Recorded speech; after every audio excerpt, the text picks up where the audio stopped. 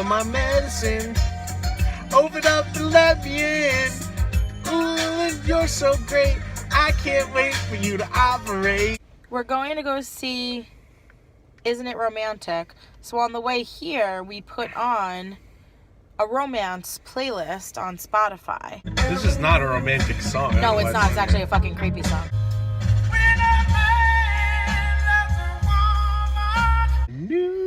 Okay. We're going to see Isn't It Romantic? It is the night before Valentine's Day. This is when Oliver and I celebrate our Valentine's Day. Last year... John Wick was the year before last. Yeah. 2. John Wick 2 was our first one. Then Black Panther was last year's. One. And now we're doing Isn't It Romantic? But I'm actually very excited about it. I know it looks like a cheesy rom-com, but I think that's the point. I think it will be kind of cute. It's exciting. I hope they don't spend too much time on, oh, she hit her head. I hate when that's the thing in a movie where it's like, she hit her head and now this. And I mean, this trope has been done before. It happens in What Women Want. It happened in I Feel Pretty, which is a dog shit movie. So, like, this trope is common. I just hope that this movie does something different with it. Like, you know, elevates it in some kind of way. I agree. And I think that Rebel Wilson, given the right setting, can be funny. So I agree. Ready to go see it? I am. All right.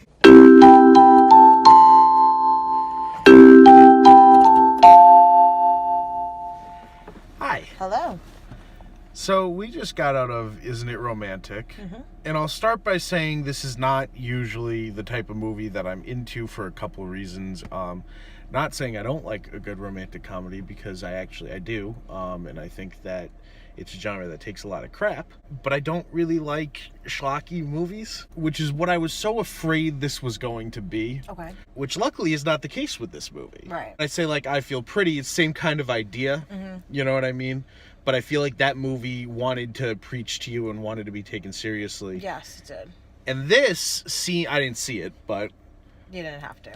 this really just wants to have a good time with you, and its only concern is to make you laugh. And I think that that's great. Only concern is to make you laugh without being too spoofy, too ridiculous, too silly, like a scary movie or a Not Another Teen movie or something like that. It is in the vein of Not Another Teen Movie, but more legitimate, I would say. You know what I mean? More credit to it, because there was an actual plot. It wasn't contrived from another plot of a movie. But your protagonist isn't going along with it. That's kind of just like the difference here. The best movie parodies are also good movies in the genre that they're parodying. Yes. And so if you want to make a good romantic comedy parody movie, it should also be a good romantic comedy. And I think that this puts in the effort to actually do that. I agree. Still had a story, still had a message that they wanted to get to you that they could do without being preachy. I actually did think that it was, like, appropriately funny. Like, there were definitely times where, like, they were going for comedy when nobody was really laughing. But then there were other times that it was like they were making just little quips. And then everybody was laughing. It does fall flat a couple times. But yes. It makes you laugh. It's not a home run. It makes you laugh more often than it falls flat, though. True. I mean, my favorite kind of humor is just, like, little, like, whatever things that get said offhand. Yeah. I don't like people falling down. I don't like people getting hit in the head. Which they did a lot They in this kept doing movie. that was the one me. thing, is they did a lot of Rebel Wilson falling and, you know, getting hit and, like, knocking into things. My favorite kind of physical comedy, though, is when you have people who just kind of know how to make their body look awkward. Right.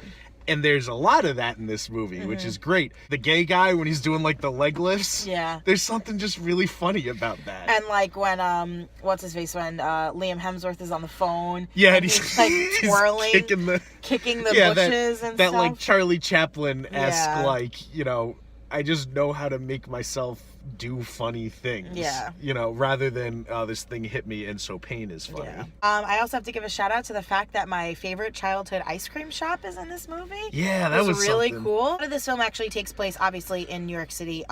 Some of it in Manhattan, some of it in what appears to be like the Queens, Brooklyn area. It actually looks to me like she lives in Astoria, if I had to guess. Yeah. But at one point in time, she goes on a date with Liam Hemsworth, and he says, "Oh, I know a great ice cream shop in Red Hook," which Red Hook is in Brooklyn, but Eddie's Sweet Shop is on Metropolitan Avenue in Queens. But that was my ice cream shop that I grew up going to. They've done things about it because it's like 100 years old or something like that. We've been in there before together. Yeah, 2 years ago today. 2 years ago today, I took you there for the first time on our Valentine's Day. So it was really nice for us. Yeah. Geography-wise, they're way up. That only bothers me because I know Right, we're the New layout of Yorkers. New York. If I had never been to the city, then it wouldn't bother me. I'm sure this happens all the time with people who live in LA. It was just under an hour and a half. I'm so glad we're moving away from the standard that every movie has to be 2 3 hours. Well, 2, but you could go up if you have more content, and you can go down if you don't, and it's fine to be an hour and a half. I actually really enjoyed it. I'm not going to sit here and be a dick and go, oh, well, this was not, this, and this. It's a fun movie, and it was a good time, and I'll give it a solid B+. I am also going to give it a B+.